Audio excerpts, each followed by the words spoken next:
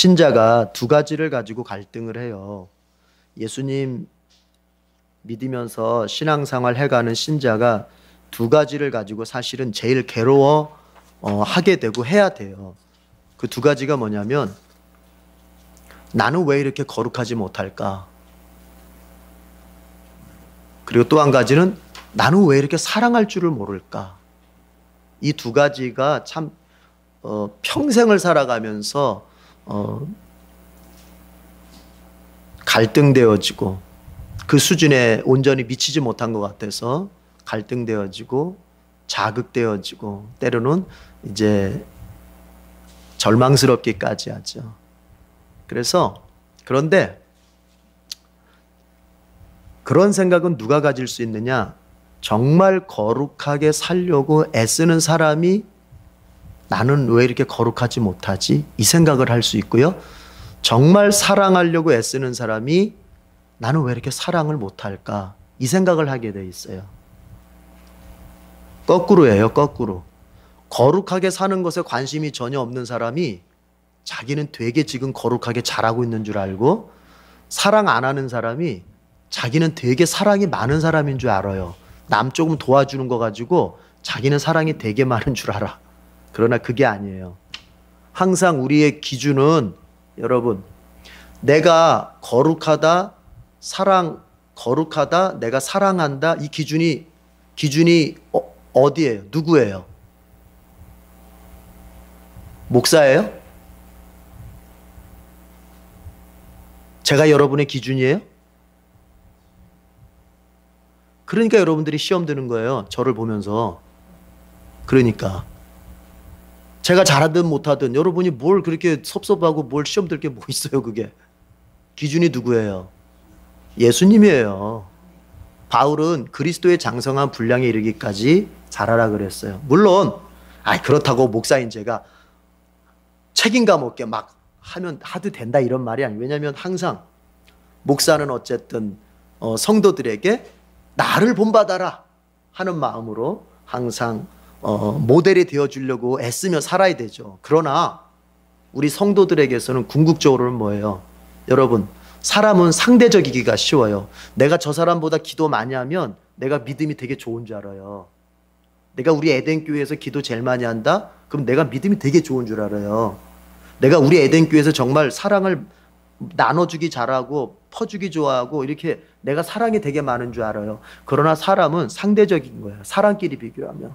그거는 나보다 못한 사람 보면은 내가 잘하는 것 같고, 나보다 잘하는 사람 만나면 나는 못하는구나 이렇게 보여지는 거예요.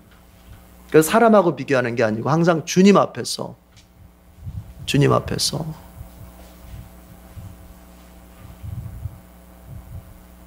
한번 물어봅시다.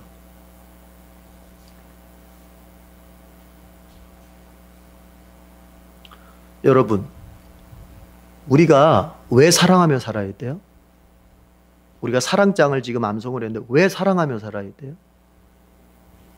가만히 생각해 보세요. 사랑하자고 얘기하는 사람들이 교회 다니는 사람만 그 얘기예요? 안 그래요. 교회 밖에 인본주의자들도, 인권을 옹호하는 사람들도 사랑하며 살아야 된다 얘기를 해요. 그렇잖아요. 오죽했으면 얼마 전에 퀴어 축제? 동성애까지 합법화시켜야 된다. 동성끼리 서로 사랑하는 것도 사랑이니까 합법화시켜야 된다. 세상은 어찌 보면은 교회보다 더 넓고 더 크게, 통 크게 사랑하는 것처럼 보인단 말이에요. 그죠? 여러분, 그러면 그들이 사랑하자고 외치는 것과 신자인 우리가 사랑하자고 외치는 것, 뭐가 달라요?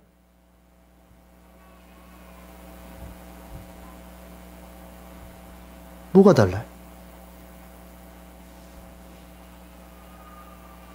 이게 정리가 안 되기 때문에 교회 다니면서도 세상의 인권운동가들이 하는 거하고 똑같은 사랑, 그 정도로만 사랑하게 되고 그 정도 수준에서 머물러 버리는 거예요. 자, 이렇게 한번 예를 들어 봅시다. 또 우리 여기 자녀들이 있어요. 자녀들이, 청년들이 있어요. 부모를 공경해야 되잖아요. 부모를 왜 공경해요? 아니, 목사님, 그게 사람의 도리 아니에요.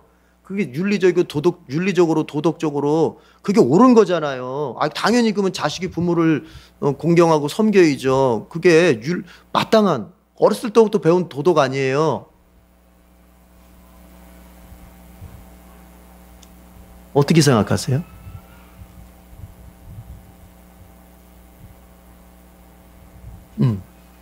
여러분, 이거 꼭 생각해 봐야 돼요.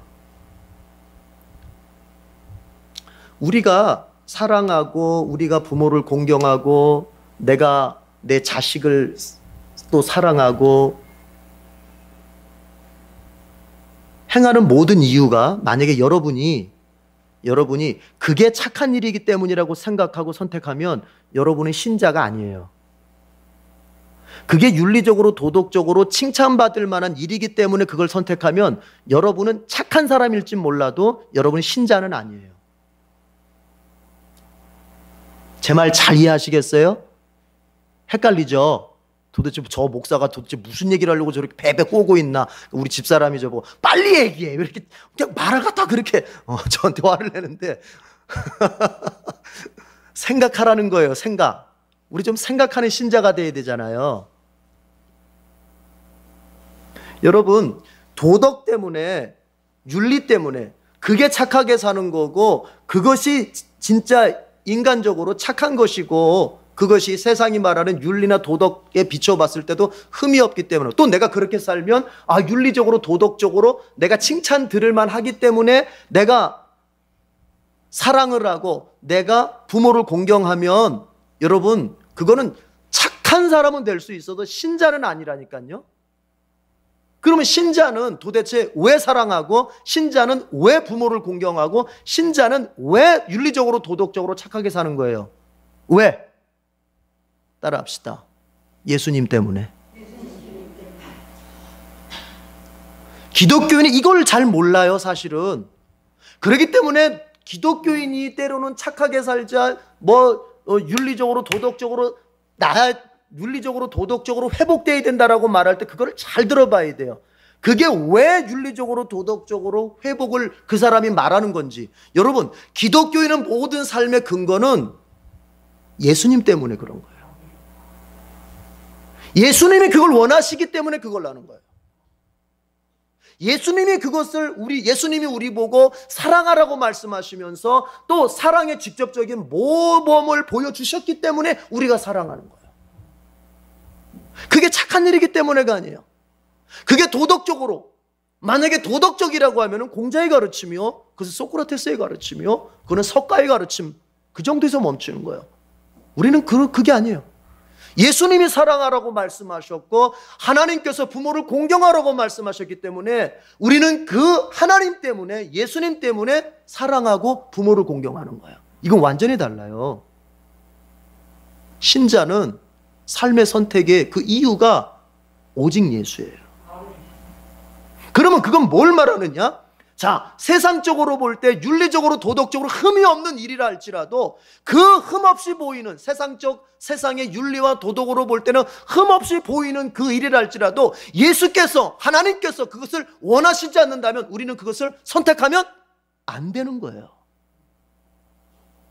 안 되는 거예요.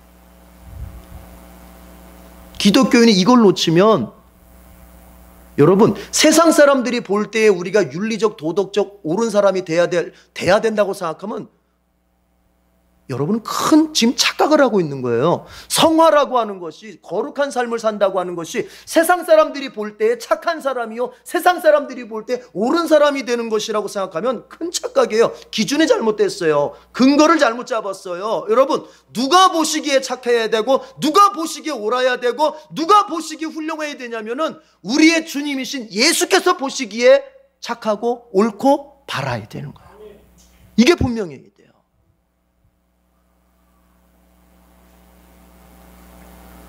그러니까 우리 왜 사랑해요? 예수님 때문에 사랑하는 거예요. 예수님 때문에 사랑하기 때문에 때로는 내 기호와 틀리고, 내 생각과 다르고 나의 처지와 다르더라도 예수님 그분 때문에 사랑하면서 가는 것들이 많은 거예요. 비록 내 감정은 썩어 들어가고 막 속상하고 그럴지라도 누구 때문에? 예수님 때문에 하고 가는 거예요. 그래서 예수님, 그런데 보세요. 예수님 때문에 택한 윤리와 도덕적 행위들은요, 세상이 말하고 있는 윤리와 도덕을 넘어서게 되는 거예요. 그것이 바로 산상수훈이에요. 그 수준이. 예수님께서 야, 네 오른밤을 치거든 왼밤도 돌려대라. 너의 겉옷을 달라 하거든 속옷까지 내줘라. 우리만 가자고 하거든 아이 심리까지 가져라. 여러분, 세상은 우리까지만 가져도 훌륭한 사람, 착한 사람. 그런 예수님 뭐예요? 심리까지 더 가주라는 거예요. 그건 뭡니까? 예수님 때문에 사랑하고 예수님 때문에 내가 착한 사람이 되는 것은 세상의 윤리와 세상의 어떤 기준을 넘어서게 되는 거예요. 그래서 기독교인의 윤리와 도덕은 반드시 세상 사람들의 윤리와 도덕을 넘어설 수밖에 없어. 그럼에도 불구하고 교회 다니는 사람이 윤리적으로 도덕적으로 자기 직장 동료들에게, 자기 가족들에게, 세상 사람들에게 이렇게 손가락질 받고 있다면 그건 아주 큰 문제예요. 큰 문제. 넘어서야 될 사람들이, 그 사람들의 수준을 넘어서야 될 사람들이 그 사람들 수준만도 못하다고 평가를 받고 이렇게 지적질을 당한다면 이거는 뭔가 이건 신앙이 잘못된 것이다. 그러니까 예수님 때문에 살아가는 게 쉬울 것 같죠? 아니에요. 더 어려워요. 왜요? 세상을 넘어서는 거라니까요.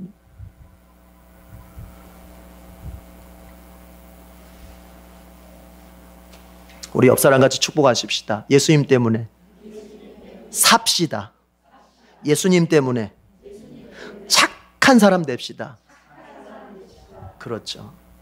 예수님 때문에 살고 예수님 때문에 착한 사람 되고 예수님 때문에 먹고 살고. 그러니까 바울 얘기가 정확한 거예요. 바울 얘기가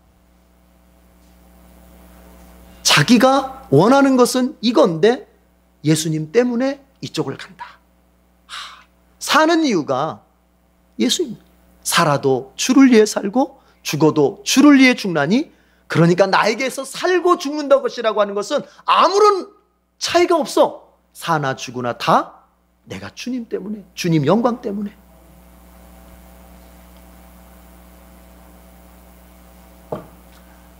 여러분, 제발 이런 얘기를 그냥 낭만적으로 안 들었으면 좋겠어요.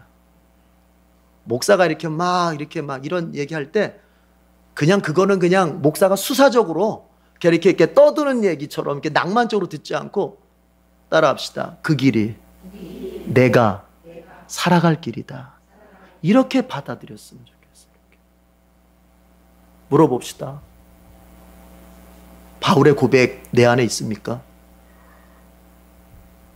살아도 주를 위해 살고 죽어도 주를 위해 죽나니 사나 죽으나 나는 주의 것이로다.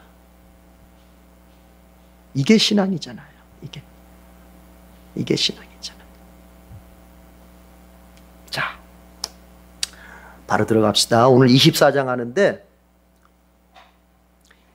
출애굽기 19장에서 하나님께서 시내산에 강림하셨습니다. 그랬죠. 19장에서 시내산 강림하셨어요. 그리고 20장 10계명을 시작함으로부터 23장 언약의 책, 그렇죠. 그 10계명의 이제 구체적인 적용의 형태들, 조금 더 구체적으로 적용된 형태들, 소위 판례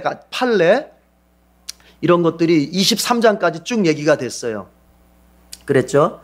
자, 하나님께서 그렇게 율법의 내용들을 갖다가 먼저 쫙 설명을 해주신 다음에 오늘 이제 내가 이런 너희들에게 이런 법을 줄 텐데 이제 너희들이 이 법을 지키겠다고 하면 너희는 나의 백성이 되는 것이고 나는 너희의 하나님이 되는 것이다. 그러니까 먼저 하나님께서 강요하시는 것이 아니라 법을, 계약서를 먼저 보여주시는 거예요. 계약서를, 내용을. 그리고 이거 어때? 너희들 받아들일 수 있겠어?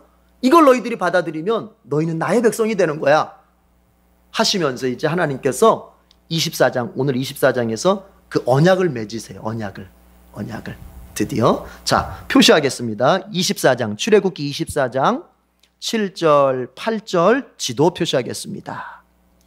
출애굽기 24장 7절 8절 지도 표시하겠습니다.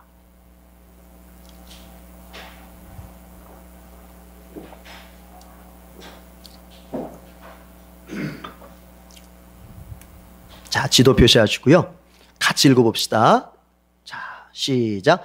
그리고 그가 언약의 책을 들고 백성에게 낭독하니 그들은 주님께서 명하신 모든 말씀을 받들어 지키겠다고 말하였다. 모세는 피를 가져다가 백성에게 뿌리며 말하였다. 보십시오. 이것은 주님께서 이 모든 말씀을 따라 당신들에게 세우신 언약의 피입니다. 자, 무슨 얘기냐면요.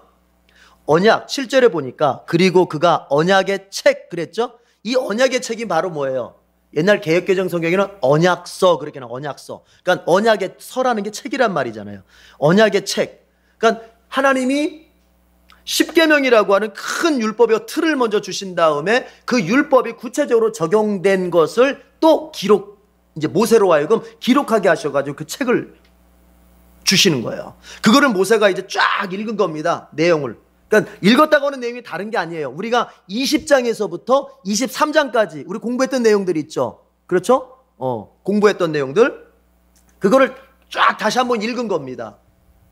내용을. 자, 그런 다음에 이제 묻습니다. 아까 제가 얘기했죠. 이거를 너희들이 받아들이면 하나님의 백성이 되는 것이다 했더니 백성들이 뭐라 그래요? 주님께서 명하신 모든 말씀 우리가 받들어 지키겠습니다. 이로써 뭐예요? 하나님의 언약의 제안을 받아들이겠다는 거예요.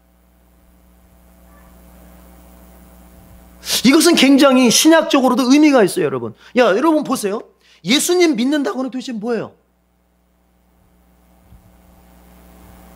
난 답답해요. 예수 믿는다는 게 도대체 뭐예요? 여러분은 뭘 가지고 나 예수 믿는다고 상대방이 나한테 예수님 믿으셔야 구원받습니다. 예, 제가 예수님 믿겠습니다. 뭐를 가지고 예수님 믿겠다고 나 했던 거예요?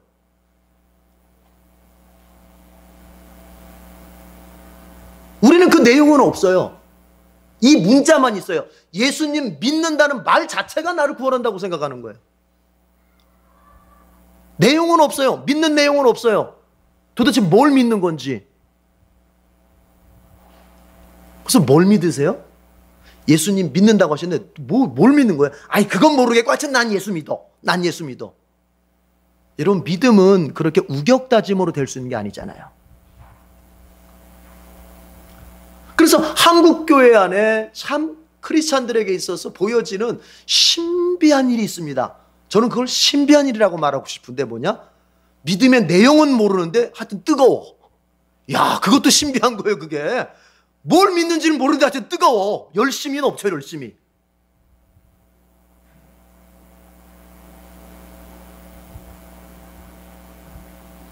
내용을 알면서 뜨겁지 않은 것도 큰 문제예요. 내용을 알되, 지적으로 내용을 알되 그 가슴이 믿음으로 활활 타오르지 않는 거 큰 문제예요. 그러나 그에 못지않게 뜨겁지만 믿음의 내용이 무엇인지, 내가 믿는다고 하는 것들이 도대체 내가 뭘 받아들이고 내가 뭘 갖다가 하나님 앞에서 붙들었던 것인지를 모른 채 믿는다고 뜨거운 그것도 문제예요. 여러분, 오늘 보세요. 믿는다고 하는 건 뭐예요? 하나님께서 말씀을 통해서, 성경을 통해서 우리 신약의 사람들에게는 성경을 통해서 제안해 주신 것을 받아들이겠습니다.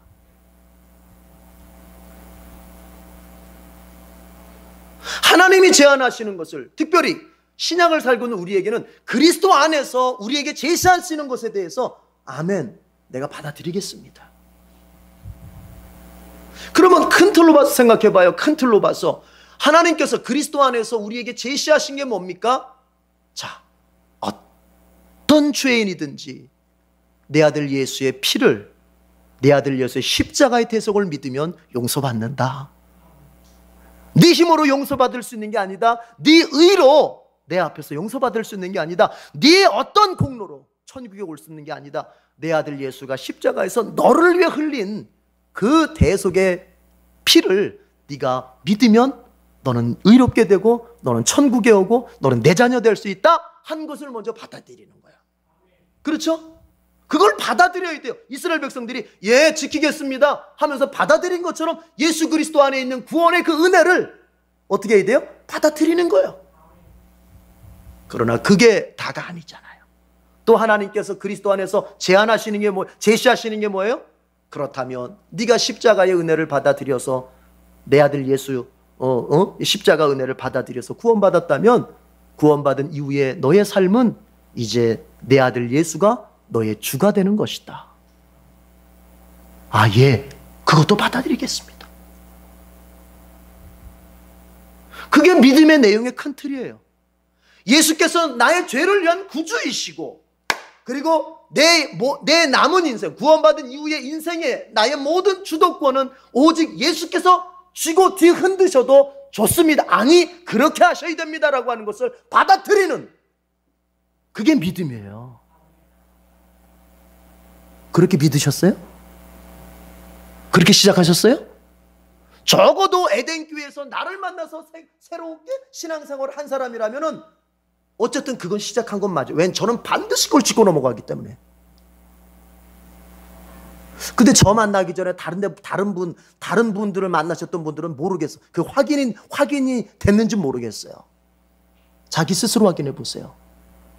제가 이 얘기를 왜 드립니까? 우리 안에 절반의 것만 받아들여 놓고 내가 믿는다고 말하는 사람들이 너무 많아요. 한국교회 안에. 절반의 것. 그게 뭐예요? 예수 통해서 제사함 받고 예수 통해서 천국 가는 건 받아들이겠는데 더 이상 그 예수께서 내 인생의 주인 되시는 것에 대해서는 NO! 하면서 예수 믿는다고 말하는 사람들이 많다는 얘기예요. 예수의 구주 되심을 받아들였다면 예수의 나의 주님 되심도 받아들여야 되는 거예요. 만약에 구주 되심은 받아들였는데 주님 되심은 못 받아들이겠다. 죄송합니다. 저는 이렇게 생각합니다. 그건 예수 안 믿는 것이다. 그 사람은 예수 영접 안 한 것이다. 절반의 구원론으로 내가 구원받고 천국 갈 수 있다고 믿으면 굉장히 큰 착각입니다. 성경대로 믿고 성경대로 우리가 살아야 되거든요.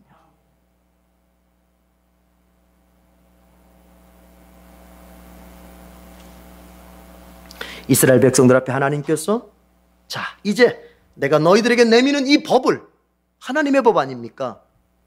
이제 하나님의 백성이 되면 하나님이 제시하신 그 법을 그대로 순종하면서 가야 되는 거예요. 알아들어요. 이스라엘 백성도 머리가 나쁜 사람들이 아니라 이제 그것에 대해서 선택할 거냐 말 거냐 너희 손에 달렸다. 어떻게 할 거냐? 네, 우리가 받들어 지키겠습니다. 이렇게 했을 때 이스라엘이 하나님의 백성이 되었던 것입니다. 자, 그것에서 멈추지 않습니다. 이제 그것을 갖다가 이제 모세는 그렇게 하나님의 법을 받아들이겠다고 이렇게 이스라엘 백성들을 고백함으로써 선민이 됐잖아요. 이제 그것을 모세는 아주 드라마틱한 예식을 통해서 그것을 이제 하나님과 이스라엘이 그 백성된 관계, 선민의 관계가 어떤 관계인지를 보여주는데, 자, 이렇게 합니다. 제물을 잡습니다. 희생 제물을 잡아요. 어디를 보시냐면은 5절 다 같이 읽어보세요. 5절. 5절 다 같이 시작. 그는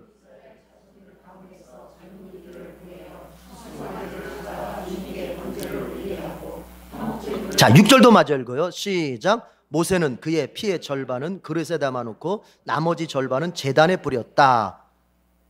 번제물을 잡고 희생제물을 잡고 그다음 피를 받아요. 그 나머지 그 피 받은 것 중에 절반은 제단에다 뿌립니다. 제단은 하나님 계신 곳, 하나님 임재 상징 아니에요. 제단에. 그 나머지는 모아놨어요. 받아놨어요. 자, 그걸 어디다 뿌립니까? 이제 8절 보세요. 8절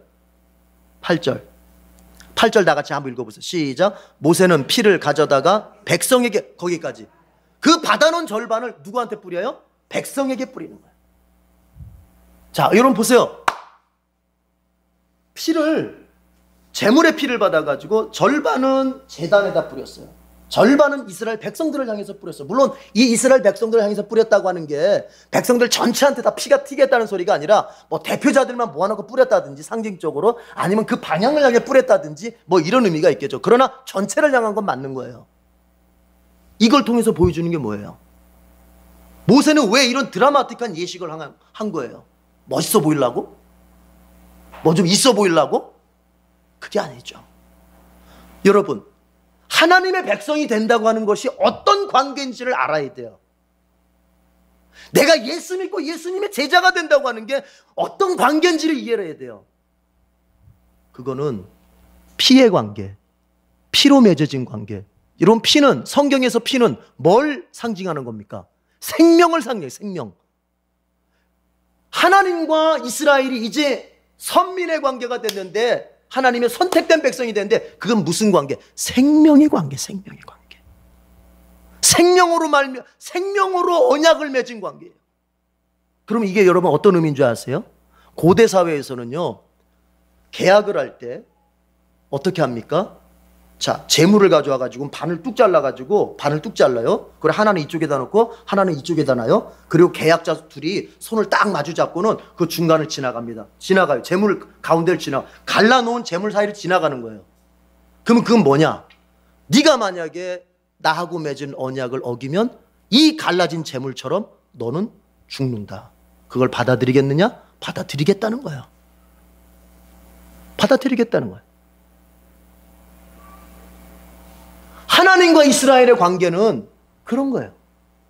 이제 어느 쪽이든지 언약을 어기면 뭘 내놔야 돼요? 뭘 내놔야 돼요? 목숨을 내놔야 되는 거예요. 목숨을. 여러분 보세요. 왜 인간이 하나님 하나 안 믿었다고 왜 다 지옥 가서 죽어야 돼요?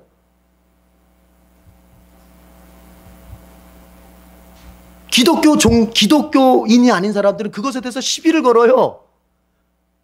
야, 그 신 하나 안 믿었다고 무슨 그렇게 또 영원히 다 죽고 그렇게 무슨 사랑의 신이냐? 그렇잖아요. 기독교인 안에서도 그거를 조금 이렇게 마음이 좀 삐딱하게 보는 사람들이 있어요. 그게. 여러분 왜 그래요? 여러분 아담과 하나님이 선악과를 통해서 언약을 맺을 때 그 언약이 무슨 언약이에요? 무슨 관계예요? 생명의 관계예요. 생명의 관계. 하나님께서 흙덩어리인 인간에게, 진흙덩어리인 인간에게 생명을 주시면서 이제 선악과를 통해서 뭘 말씀하십니까? 이거 먹지 말아라. 먹으면 너는 반드시 어떻게 된다? 죽는다. 뭐예요? 하나님과 아담과의 관계는 뭐의 관계예요? 생명의 관계. 생명 언약의 관계인 거예요. 그러면 생명 언약의 관계는 언약을 어길 때는 언약을 어겼을 때는 반드시 뭐로 갚아야 된다? 생명으로 갚아야 되는 거예요. 생명. 아담은 홀로 아담이 아니잖아요. 창세기의 아담은 인간의 대표 아닙니까? 그건 인간 전체를 말하는 거잖아요. 그러니까 인간은 아담을 통해서 하나님과 서로 생명의 언약을 맺은 거예요. 평생을 하나님을 하나님으로 섬기면서 선악과를 먹지 않는 한도 내에서 평생 하나님을 하나님으로 섬기겠다고 약속을 한 거예요. 아담 안에서. 그런데 아담이 그걸 먹어버렸어요. 그건 곧 인간이 먹어버린 거예요. 그건 내가 먹어버린 거예요. 그게 원죄잖아요. 그래서 내 안에 원죄가 있다고 말하는 거예요. 그러면 보세요. 그 아담에게 임하는 너는 반드시 죽을 것이다 하는 그 형벌은 생명의 언약을 어겼으니까 생명을 내놔야 되잖아요. 그 형벌은 아담에게만 가겠어요? 아담의 후손이 우리에게도 오겠어요? 우리에게도 오는 거예요. 왜 인간이 하나님을 믿지 않으면 죽어야 돼요? 그들은 아담 안에서 하나님과 이미 생명의 언약을 맺은 사람들이에요.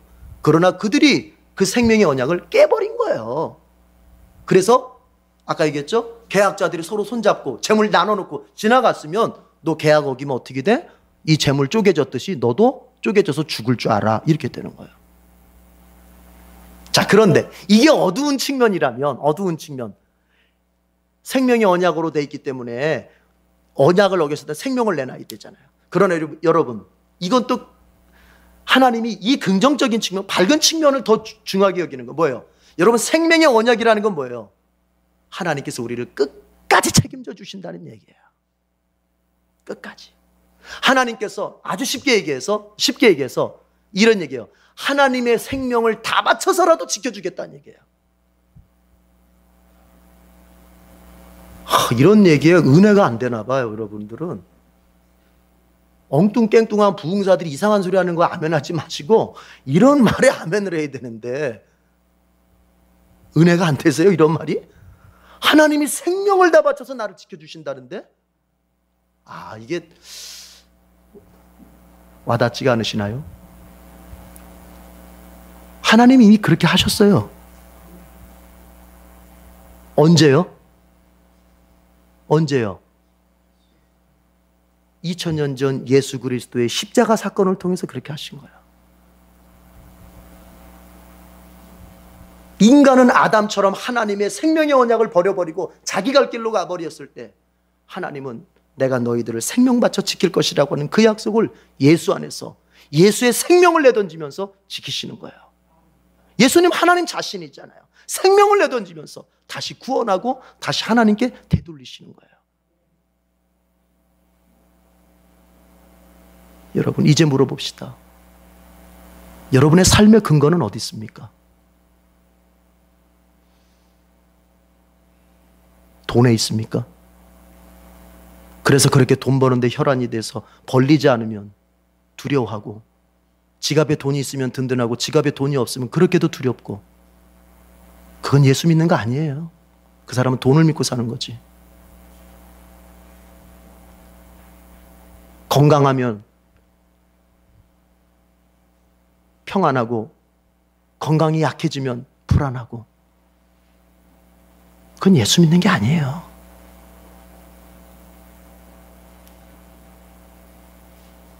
여러분, 삶의 근거를 어디다 두고 계세요? 신자는 어떤 사람이요? 그리스도 안에서 하나님과 생명의 언약을 맺은 사람들이에요.